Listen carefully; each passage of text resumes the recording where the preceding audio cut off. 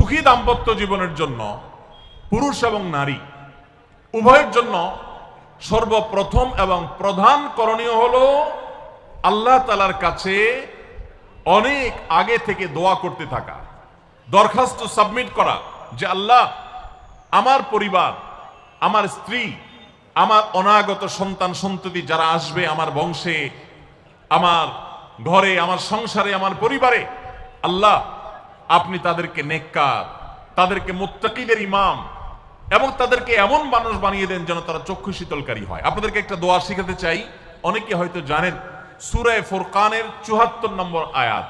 সূরার নাম কি বলেছি? ফুরকান। আয়াত নম্বর কত বলেছি? ৭৪। এজন্য আপনাদেরকে আমি বলতে চাই, বিবাহিত হন কিংবা অবিবাহিত হন, আপনার দাম্পত্য জীবনের সুখের জন্য সর্বপ্রথম এবং প্রধান করণীয় হলো এই দোয়া। এর বাইরে আরো সাধারণভাবে আল্লাহ তাআলার কাছে দোয়া করতে